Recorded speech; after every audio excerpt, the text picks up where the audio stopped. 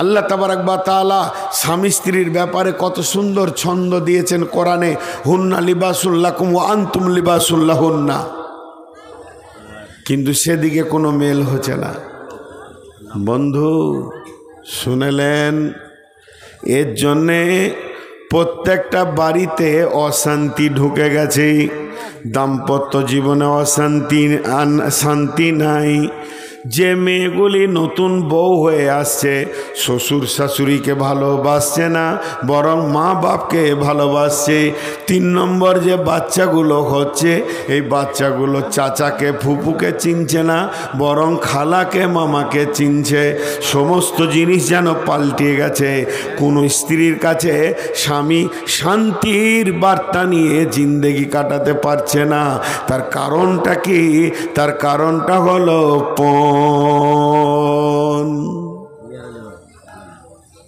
আজ থেকে 15-20 বছর আগে মুর্শিদাবাদ জেলাতে পণ ছিল না। 20 বছর আগে ছিল না, বর্ধমানে ছিল। আমরা জন্ম থেকে দেখে আসছি, কিন্তু এখন সব হয়ে গেছে। জি, এবার এই জায়গাটা একটু আপনারা ধৈর্য ধরবেন। পণ এমন একটা জিনিস, আমি ডাক্তারখানা গেলাম, ডাক্তারকে গিয়ে বলছি, স্যার ঘন ঘন পেশাব হচ্ছে, 1 নম্বর। 2 নম্বর, স্যার মাথা চক্কর দিছে। 3 নম্বর, ঘুম হয় না। 4 নম্বর, এনার্জি লস হয়ে গেছে, মনে শান্তি পাই না।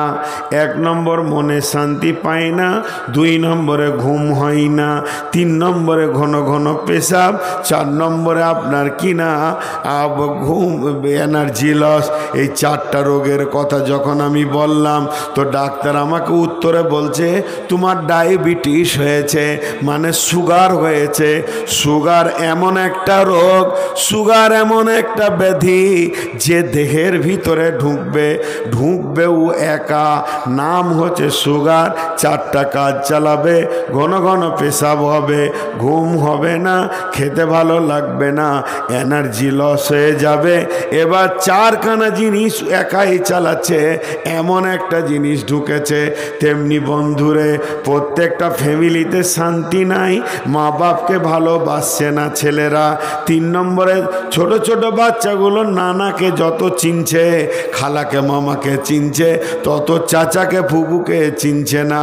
আর প্রত্যেকটা স্বামী তার স্ত্রীর কাছ থেকে প্রেম পাচ্ছে না।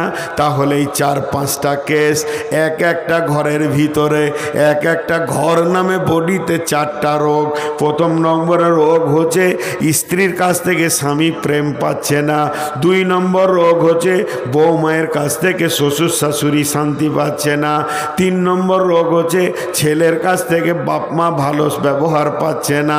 4 নম্বরে ছোট ছোট ছেলেগুলো সব নানা মামা আর খালাকে চিনছে, চাচাকে ফুপিকে চিনছে না। তাহলে একটা ফ্যামিলিতে এই যে 4টা রোগ ঢুকেছে, তার কারণ কি? বড় বড় দার্শনিকরা বলছেন তার কারণ হলো বিয়েতে পণ।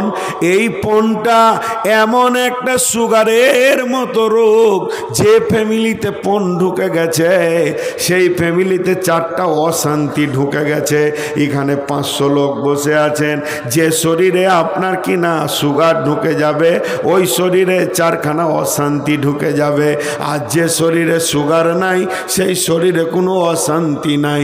তেমনি পণ এমন একটা জিনিস, যে শরীরে পণ ঢুকে যাবে, ওই শরীরটা এমন, যে ঘরে পণ ঢুকে যাবে, যে দাম্পত্য জীবনে পণ ঢুকে যাবে, ওই সংসারটা ওই রকমই 4খানা কষ্ট পাবি।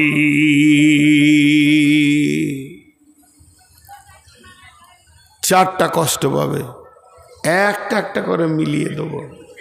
জি, একটা করে মিলিয়ে দেব। একটা রূপকথা বলবো, রূপকথা। এটা হাদিস কোরআন লয়, ইতিহাসও লয়, উপন্যাসও লয়, রূপকথা। আমি বানিয়ে বানিয়ে বলবো, শেষকালে দেখবেন অঙ্ক করে যে সমাজে ওইটাই চলছে। জি, সমাজে ওটা চলছে। গরিবের মেয়ে দেখতে বড় সুন্দরী, গরিবের মেয়ে, বাপ ইট ভাটাতে কুলির কাজ করে, কিন্তু মেয়েটি দেখতে বড় সুন্দরী। বাড়ি হচ্ছে তার হোসেননগর। বিয়ের বাড়ি আনন্দ করতে গেছে খালার বাড়ি, কোথা না বেলডাঙ্গা। বেলডাঙ্গাতে বিয়ে বাড়িতে ঘোরাঘুরি করছে, চোখ পড়ে গেছে এক বড় লোকের ছেলে, কলেজের প্রিন্সিপালের ছেলের চোখ পড়ে গেছে। জি, তো ওটা মেয়েটা কার রে? বলে হোসেননগরের। বাস, ওর ঝোঁক লেগে গেছে, ওকে বিয়ে করতেই হবে। এত ভালো মেয়ে কি ছাড়া যায়? আমি নোংরা কথা বলছি না, সে চাইছে না যে ভোগ করি, চাইছে বিয়ে করি। ভালো কথা, আলহামদুলিল্লাহ। প্রস্তাব পাঠিয়ে দিল। ইয়ার বাপ তো হার্ট ফেল করছে। ওরে সুবহানাল্লাহ, কলেজের প্রিন্সিপালের ছেলে, বাপের একটা বেটা, কয়েক কোটি টাকার মালিক, আর আমি সকালবেলায় যাই ঝুড়ি কোদাল নিয়ে, সন্ধ্যার সময় যে টাকা টেনে ঢুকি, চাল আর ডালটা হয়, তার কিছু হয় না। আমার মেয়ে কিন্তু ছেলের ঝোঁক পড়ে গেছে।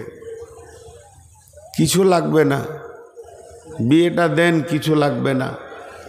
হালকা একটা গাড়ি দেবেন আর 10-15 লাখ টাকা দেবেন, বাস।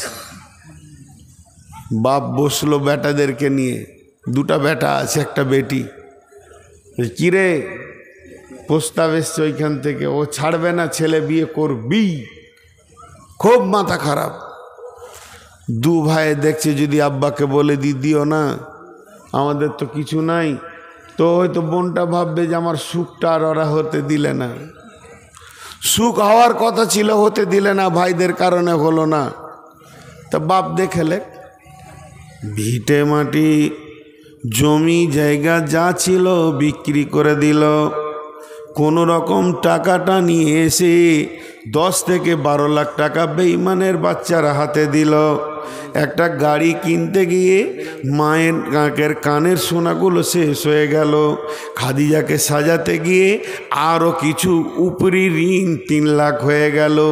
যখন বিয়েটা দিয়ে ওই ইট ভাটার কুলিটা হাত ধুয়ে উঠল, তো ও 5 লাখ টাকা ঋণে পড়ে গেল। আর শুধু বাড়িটা কোনো রকম থাকলো, বাকি সব বিক্রি হয়ে গেল। দুই ভাই দেখলো আমাদের আর বউ এনে থাকার জায়গা নাই, তার থেকে চেন্নাই চলে যায়। ওরা দুজন চেন্নাই চলে গেল, কেরল চলে গেল। ঘর তো ফাঁকা। এখন খাদিজা শ্বশুরবাড়ি যাওয়া আসা করে, বড় সুখের সংসার।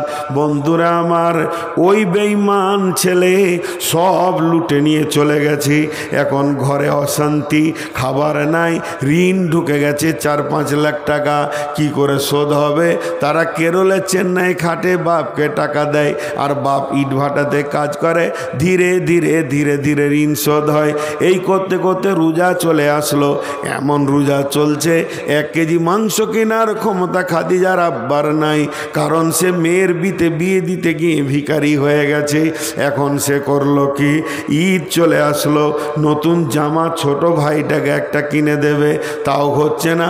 জামাইকে ঈদে এনেছে, শিখানো 20,000 টাকা দিতে গিয়ে আবার নতুন করে ভাটা মালিকের কাছে ঋণ করেছে। কিন্তু ঘরের ভিতরে খাদিজা ছোট ভাইটাকে জিজ্ঞেস করছে, ভাইরে কালকে কি দিয়ে ভাত খেয়েছিলি?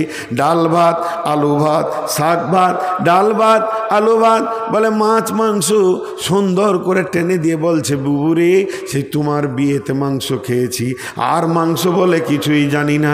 খাদিজা বাথরুমের ভিতরে টস টস করে কাঁদতে শুরু করলো। আমি এমন একজন হতভাগী, আমি এমন একজন কলঙ্কিনী। আমার বিয়ে হতে গিয়ে, আমাকে বিদায় নিতে গিয়ে, ওই ডাকাতের বাচ্চা, বেঈমানের বাচ্চাকে বুঝাতে গিয়ে আমার মা বাপ ভিখারি হয়ে গেছে। আমার মায়ের এখন বয়স 40 হয় নাই, দেখে মনে হচ্ছে বিধবা মহিলা, সোনা দানা কিছুই নাই। আব্বা তো ইট ভাটার কুলি, ঈদের মতো দিনে 2টি ভাইও বাড়িতে নাই। আব্বা ছিঁড়া লুঙ্গি পরে ঈদ করছে। এবার ওর ভিতরটা দাও দাও করে জ্বলছে, ওর ভিতরটা আগুনের মতো জ্বলছে। বলছে, শোন, তারপরে তোকে কি করি দেখি। এরপরে ঈদ হয়ে যাওয়ার 5 দিন পরে খাদিজা আবার গেল শ্বশুর বাড়ি। শ্বশুর বাড়িতে শুয়ে আছে, স্বামী অনেক রাত্রি দিতে এসে ঢুকেছে, এসে কত আনন্দ করবে, কিন্তু বলছে শোনো তুমি আমার বাপের 12 লাখ টাকার হিসাবটা আমাকে দাও, গাড়ির হিসাবটা দাও, কি করেছো টাকাগুলো, যদি হিসাব না দিতে পারো এ ব্যাপারে আমার মাথা গরম হয়ে গেছে। আমার বাপ ঈদের দিনে নতুন লুঙ্গি পাবে না, আর তোমার বাপ প্রতিদিন 3টে করে লুঙ্গি চেঞ্জ করবে আর আমাকে ধুতে হবে, এটা আমি কোনোদিন মেনে নিতে পারবো না। শুরু হয়ে গেল ডায়াবেটিস সুগারের রিয়াকশন শুরু হয়ে গেল। এবার আর ঘরে শান্তি নাই, ছেলে তো সারা রাত আর ঘুমায় না, জেলখানা দেখতে পেয়েছে, খালি বহরমপুরের জেলখানার গেট, আমাকে ঢুকাচ্ছে বের করছে। এখন শ্বশুর শাশুড়িকে যদি ভালো না বাসি তাহলে তার উপায় নাই, শ্বশুর শাশুড়িকে ভালোবাসতে লাগলো, বাপকে ধুমকে কথা বলে, ঝিড়কে কথা বলে, বৌমা শ্বশুরকে দেখতে পারে না, শুধু এই ব্যবহারের কারণে। পণ এমন একটা জিনিস শান্তির জায়গায় অশান্তি ঢুকিয়ে দেবে, অথচ বিবির ব্যাপার আল্লাহ কি বলেছেন, লিতাসকুনু ইলাইহা ওয়া জাআলা বাইনাকুম মাওয়াদ্দাতা ওয়া রাহমা। হে বিশ্ববাসীরে, তোমার জীবনের শান্তি, তোমার প্রেম প্রীতি ভালোবাসা, তোমার চয়ন সুতুন, তোমার উত্তালকে থামিয়ে দেওয়ার মতো মেশিনটা আমি বানিয়েছি তোমার বিবিকে। তুমি তার কাছে যাও, দেখো তোমাকে প্লিজ করে দেবে। কিন্তু বড় দুর্ভাগ্যের বিষয়, সেই বিবি আজকে এমন রেগে বসে আছে, তার পাশে আমার যাওয়ার ক্ষমতা নাই।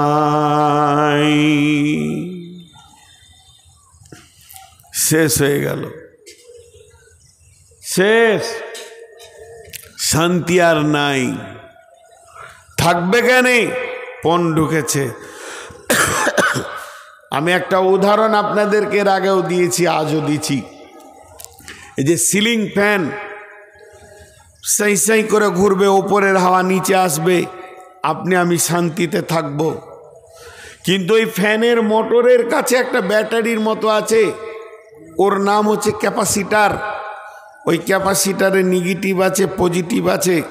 ওই নেগেটিভ পজিটিভটা চেঞ্জ করে দিলে গোলমাল হয়ে যাবে। কি গোলমাল হবে? নেগেটিভের তারটা পজিটিভে আর পজিটিভের তারটা যদি নেগেটিভে দেন, ফ্যানটা ঘোরার কথা ছিল এই দিকে, ফ্যান ঘুরতে শুরু করবে এই দিকে, তখন ওপরের হাওয়া নিচে আসা বাদ দিয়ে নিচের হাওয়া ওপর দিকে যাবে। লুঙ্গিটা না ধরলে সব বেজ্জতি হয়ে যাবে। তো আল্লাহ তাবারাক ওয়া তাআলা বিবির ভিতরে শান্তি ভরে রেখেছে, তো বিবিটাকে ফ্যানই মনে করেন, তোকে পণ মহারানা দিয়ে আনতে হবে আর ওর পেছনে মাল খরচা করতে হবে, গোটা ঘর শান্তিতে বাস করবে। আর যখন উল্টা করে আপনি আমি বলবো আল্লাহকে, আল্লাহ বলছে দেখ এর ভিতরে শান্তির ভান্ডার আছে, তোরা নিয়ে যা, কিন্তু পয়সা খরচা কর। আর মহারানাদের রসুল বলছে, আমরা সবাই বড় বিজ্ঞানী হয়ে আল্লাহ কা রসুলকে বলছি আপনাদের কথা এখন থাক, এ যুগে ওগুলার মানা যাবে না, আমরা ক্যাপাসিটারে তার আলাদা করে লাগাবো, বিজ্ঞানীর কথা শুনবো না। যে বিজ্ঞানী ফ্যান তৈরি করেছে তার কথা না শুনে পণ লিব, বউ আনবো। আল্লাহ বলছে লুঙ্গি সামলাবি যা, নাই তোর বংশকে জেলে ভরবে। হয়ে গেছে ঘটনা, হয়ে গেছে। বিশ্বনবী বলছেন আল ওয়ালাদু লিল ফিরাসে, আল ওয়ালাদু লিল ফিরাসে, বিছানা যার সন্তান তার। আর একবার বলছি, বিশ্বনবী বলছেন আল ওয়ালাদু লিল ফিরাসি, বিছানা যার সন্তান তার। তার মানে হচ্ছে যে পুরুষটি মেয়েটাকে নিয়ে আসবে বিয়ে করে, যার বিছানায় সন্তান হবে, সন্তান তার হবে। তার মানে ছেলেটা হলো মোল্লা বংশের, ছেলেটা হলো শেখ বংশের, ছেলেটা হলো সৈয়দ বংশের। তবে মেয়েটা যে বংশের হবে হোক না কেন, ওই মেয়েটির পেটে যত বাচ্চা বের হবে বাপের বংশের সঙ্গে তার সম্পর্ক থাকবে। কারণ পিতৃত্বকে মেনে নিয়েছে, মাতৃতন্ত্র ইসলাম নয়, পিতৃতন্ত্র হলো ইসলাম। অতএব বাপ যদি শেখ হয় সৈয়দ হয়, ছেলেটা শেখ সৈয়দ হবে। অতএব আল ওয়ালাদুল ফিরাসে, বিছানা যার সন্তান তার।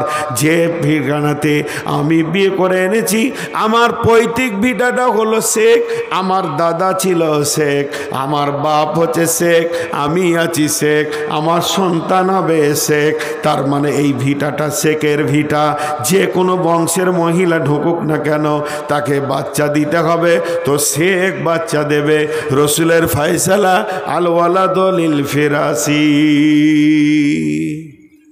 কিন্তু বন্ধু একবার খালি চিন্তা করি, কিন্তু বন্ধু একবার খালি চিন্তা করি, আপনাদের বিবেকের চেতনার অ্যালবামে শুধু একটা চিন্তা পাঠিয়ে দিই।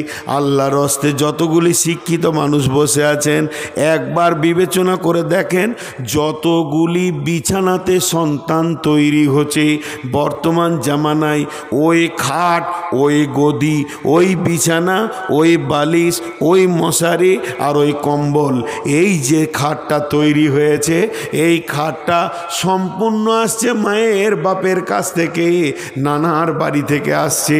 বিয়ে করার পরে বিয়েতে খাট যেছে, বিয়েতে গদি যেছে, বিয়েতে সমস্ত পৌঁছে যাচ্ছে, আর সন্তান হচ্ছে ওই খাটের ওপরে। এর জন্যে সন্তানের রিয়াকশন লেগেছে। বর্তমানে সন্তানরা চাচা ফুপুর ওপরে মায়া করে না, এদের মানে ভালোবাসা দেয় না, সমস্ত ভালোবাসা জড়িয়ে যাচ্ছে আপনার কিনা খালা মামার দিকে।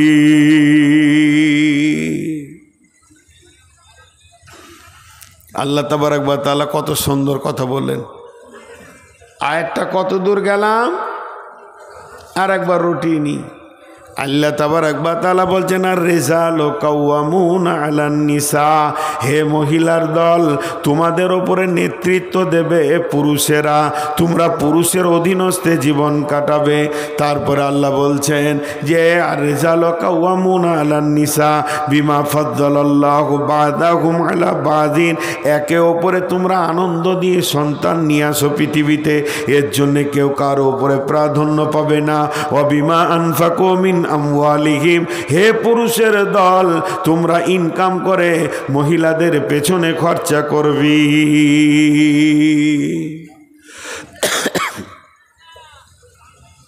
এবার আল্লাহ মহিলাদেরকে বলছেন, এতক্ষণ পুরুষদেরকে বললেন তোমরা খরচা করবে, ওদের কাছে খরচা নেবে না।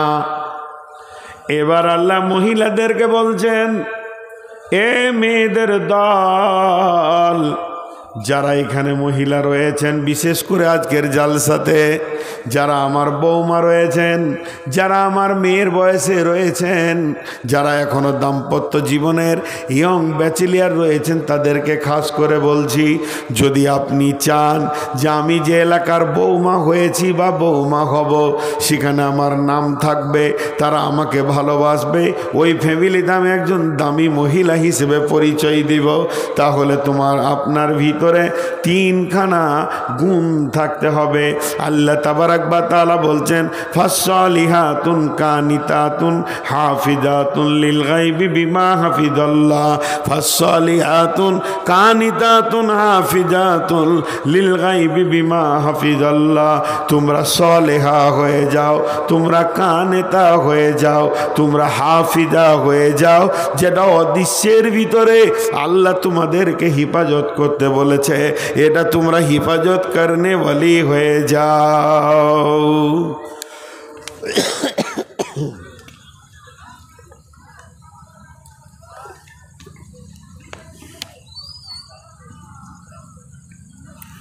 তোমরা হিফাজত করনে ওয়ালি হয়ে যাও।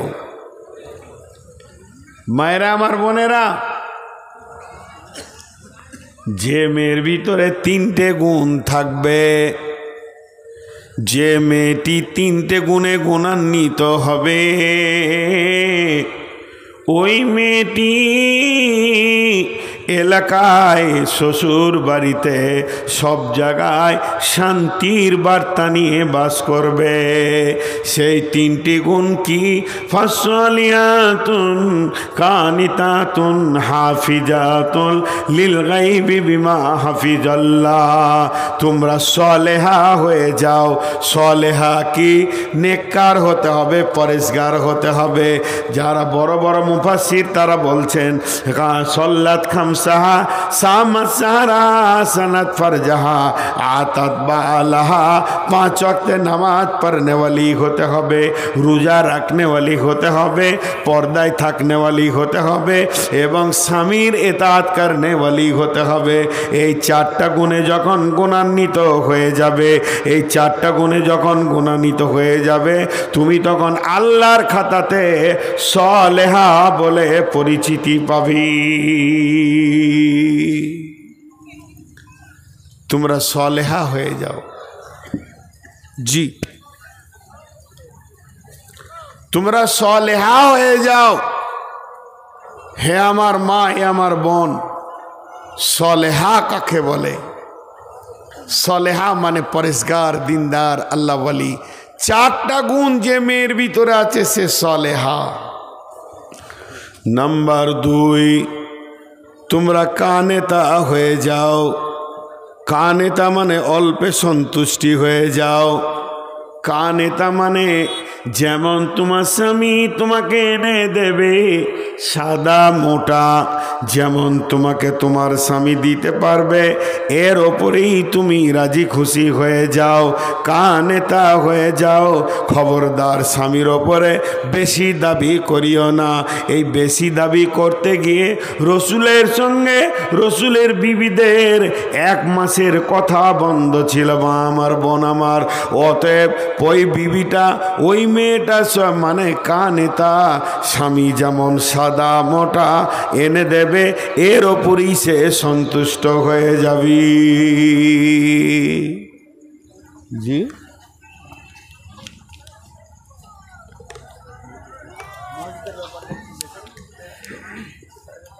আপনি তো বলবেন কি করে? মহিলাদের বায়ান করে কালেকশন হয়। আমি আপনাকে যেদিন থেকে আপনারা দাবি করেন সেদিন থেকে আমি মানা করেছি যে আমাকে আমার মন মতো ছেড়ে দেন, কিন্তু না, কমিটির ফাইসালা। তো কমিটির ফাইসালা তো ওটাই চালে। এবার কোন জায়গাতে বলবো যে দান করেন? জীবনে কোনো বক্তাকে বেঁধে দিয়েন না।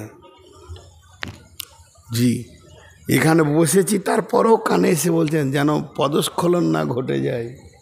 কত হুঁশিয়ারি দিচ্ছেন। ভাবছে পাগলা মানুষ আর কি, যদি ভুল করে অন্যদিকে হাঁটে। তো আমি যে কথাগুলো বলছি একটু ধৈর্য ধরে শুনেন ইনশাআল্লাহ। মা বোনেরা তো সব চলেই গেল, যেতে যেতে কেউ নাই। এখন আমি আপনার 5-7 টাকা নিয়ে বসে আছি। বলে কোন বক্তাদের মুখে শুনেছি, ও অনেক বক্তাই বায়ানটা করে, আমি করি না কোনো দিন। যে চোখ মুজে বায়ান করছে বক্তা, চোখ খুলে দেখছি একজনই আছে। তো বলছে ওরে সুবহানাল্লাহ, আমার বায়ান তুই বুঝছিস, আর কেউ বুঝে নিতে পালিয়েছে, তাই তোকে মুসাফা করি। বলছে না, ওইটা লয়, ওই চেয়ারটা আমাদের। মা বলেছে চেয়ার না নিয়ে এসে ঘর ঢুকবি না, মারবে, ওই লেগে আমি বসে আছি। ও আবার আরও বিপদে বসে আছে। তা আমার অবস্থা তাই হলো আজকে। জি, যখনই একটা কথা বলি, কনস্ট্রাকশনের কাজ হবে আর অর্থের দরকার হবে, সে বক্তব্য আলাদা হবে। হ্যাঁ, মেয়েদের বায়ানে কালেকশনে, মেয়েদের বায়ান হবে তাবলিগি জালসাতে হবে। মহিলা বিভাগ একটা হয়ে গেল, পুরুষের আর একটা বক্তা বলে নিল। তো আমি যা এটা আপনাদের সামনে পড়েছি, এইখানে তত্ত্ব কথা বলছি। আল্লাহ দিচ্ছে আপনাদের দুয়ার বরকতে আমার গলা অনেক ক্লিয়ার হয়ে গেল আগের থেকে। কিন্তু ঘটনা হচ্ছে যে আমি তত্ত্ববহুল কথাগুলো বলছি, কেউ শুনছে কেউ শুনছে না। কিন্তু ধৈর্য ধরেন। কানেতা মা বোনেরা আমার, কোরআনে একবার নয় কয়েকবার বলা হয়েছে কানেতা কথাটা। যেটা নবীর বিবিদের চরিত্রের কথা বলতে গিয়ে কানে তা কথা এসছে। আর এখানেও আল্লাহ বলছেন ফাসলিহাতুন কানিতাতুন হাফিজাতুন লিল গায়বি বিমা হাফিজাল্লাহ। স্বামী যেমন এনে দেবে সাদা মোটা, যেমনটা তোমার হাতে তুলে দেবে এর ওপরে তুমি রাজি হয়ে যাবে।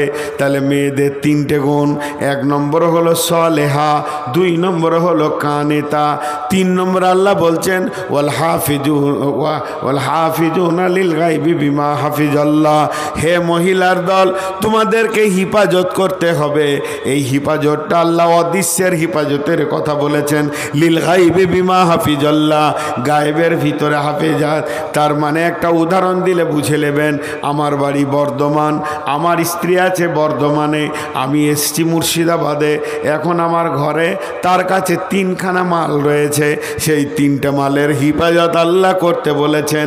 1 নম্বরে আমার ঘরে টাকা পয়সা সোনা দানা যাই কিছু আছে আনাজ আমার বিনা হুকুমে সে কাউকে দিতে পারে না, বাপ ভাইকে দিতে পারে না, আত্মীয় স্বজনকে দিতে পারে না, ভিখারিকে দিতে পারে না, দান করতে পারে না। আমার হুকুম দেওয়া থাকলে অতটা পরিমাণে সে দান করবে। এই মালটা হিফাজত করতে হবে। 2 নম্বরে যে মেয়েটিকে আমি বর্ধমানে রেখে এসেছি, ওর মাথার চুল থেকে পা পর্যন্ত এটা আমার বডি, এটা তার বডি নয়। এই বডিটা দিয়ে অন্য কোনো পুরুষকে সে আনন্দ দিতে পারে না, গল্প করতে পারে না, হাসাহাসি করতে পারে না। এই বডিটারও হিফাজত করতে হবে, অর্থাৎ পর্দায় চলে যেতে হবে। 3 নম্বরে একটা পুরুষ যখন সে দৈহিক মিলনে স্বামী স্ত্রীর কাছে চলে যায়, তার অমূল্য ধনটা স্ত্রীর পেটে চলে যায়, এটাকে নষ্ট করা যাবে না। ওষুধ খাইয়ে এটাকে নষ্ট করে দিব। স্বামীকে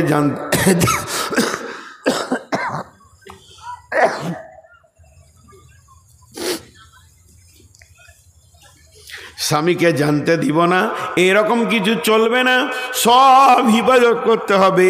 তাই আল্লাহ তাবারাক ওয়া তাআলা বলছেন ওয়াল হাফিজুনা লিল গায়বি বিমা হাফিজাল্লাহ।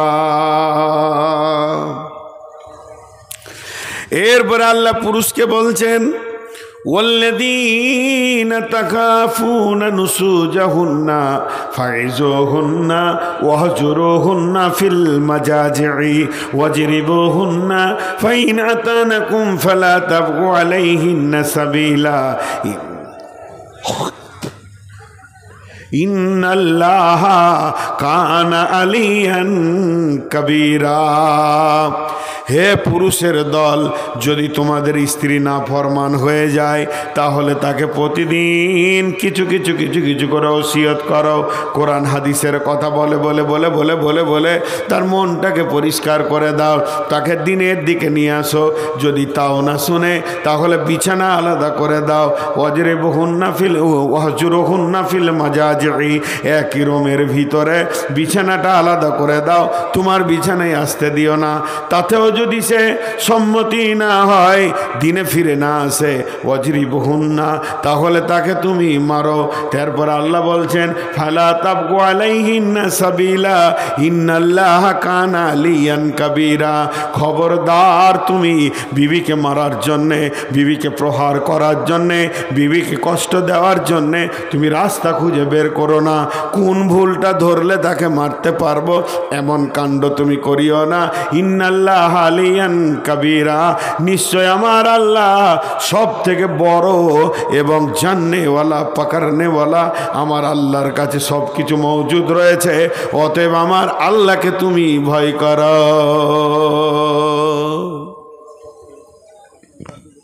জি ভাই, দুটি ছোট ছোট কথা বলি।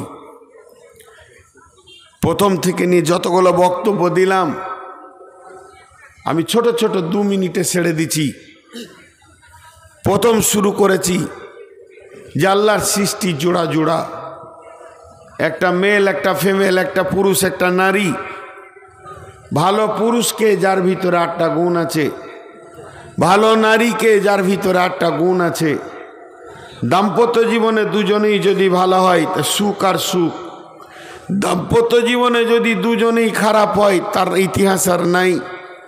আর দুজনের মধ্যে একজন যদি খারাপ হয় তাদের দাম্পত্য জীবন টিকবে না। নূহ আর লূত 2জন নবী ছিল, বিবিরা জাহান্নাম গেছে। আর ফেরাউন জাহান্নাম গেল, বিবি জান্নাত চলে গেল। আল্লাহ তাবারক ওয়া তাআলা কোনো পুরুষের জন্য তার স্ত্রীকে জান্নাত বা জাহান্নাম দেবে না।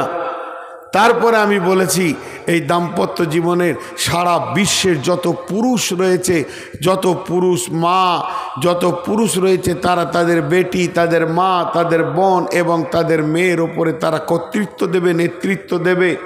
তাদেরকে নেতা বানানো হয়েছে, তারা তাদেরকে গাইড করবে, এরা এদের অধীনস্থে নিজের জীবনকে কাটাবে। আর এরা কেন পুরুষ? না, এরা ইনকাম করে নিয়ে এসে এদের পেছনে খরচা করবে, তার জন্য পুরুষ। শুধু তাই নয়, আল্লাহ তাবারক ওয়া তাআলা মেয়েদেরকে বলল, সাবধান, তোমরা সলেহা হয়ে যাও, কানেতা হয়ে যাও এবং হিফাজত করনেওয়ালি হয়ে যাও, যেটা গায়েবে তোমাদেরকে হিফাজত করতে হবে। পুরুষদেরকে বলল, তোমরা তোমাদের স্বামীদেরকে, স্ত্রীদেরকে ছোট ছোট ওসিয়ত করে দিনের দিকে ফিরে নিয়ে এসো। যদি না আসে বিছানায় উঠতে দিও না, তাতেও যদি সে না বুঝে তাহলে তাকে মারতে পারো। এরপর আল্লাহ বললেন, অযথা মারার জন্য রাস্তা খুঁজিও না, তোমার আল্লাহ বড় খবর রাখনেওয়ালা। টোটাল বক্তব্য এটা হলো। কিন্তু আপনাদের কাছে আমি শেষবারের মতো যতটি লোক বসে আছেন, কারণ আজকের এইখানে যেটা মেন কারণ যার জন্য আজকে জালসা, সেটা হলো মসজিদ। মসজিদটা কি, শুধু মসজিদ কি আর কেন, এর উপর আমার একটা বক্তব্য আছে। এবছর নতুন, যদি কোনোদিন ইউটিউবে বা ফেসবুকে পেয়ে থাকেন তো দেখবেন। মসজিদ কি, মসজিদ কেন? মসজিদ আল্লাহর ঘর, মসজিদ কেন? সাজদা করার জায়গা। একটা মসজিদের মূল্য কত? আজকে আমরা এর মূল্যটা বুঝিনি বলে আমরা নির্বোধ অবস্থায় রয়েছি। আমি একটা কথা বলছি, মসজিদে ঢুকে যান, ঢুকে যে আপনি নামাজ পড়েন, নেকি আছে, আপনি জিকির করেন, নেকি আছে, তেলাওয়াত করেন, নেকি আছে, সবই আছে।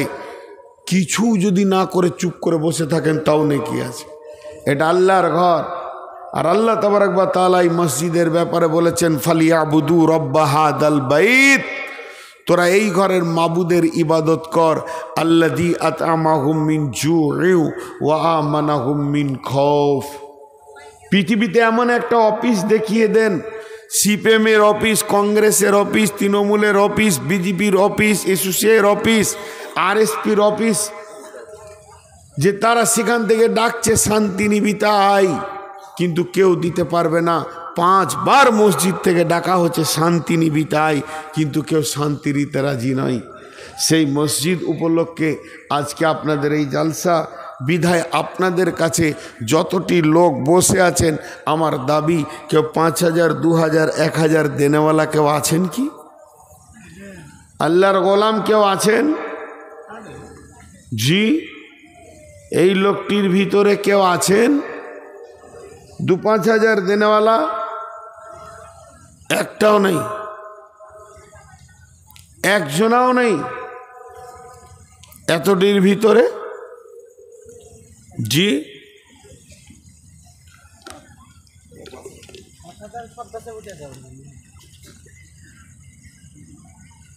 ওনাকে তো 5000-এর বেশি মনে হবে। হাল খারাপ। আচ্ছা দেখেন, কই তো ডাকেন ওকে, কোথায় আছো? তারিকুল ইসলাম কই? তারিকুল ইসলাম ভাই আছেন না চলে গেছেন? যদি আসার মতো হয় তো একবার আসেন, আর আসার মতো না হলে দাবিটা শুনেন, ওটা 50 করে দেন। কত দিয়েছে? 40? 50 দিয়ে দেবে ও ইনশাল্লাহ। সকালে 10।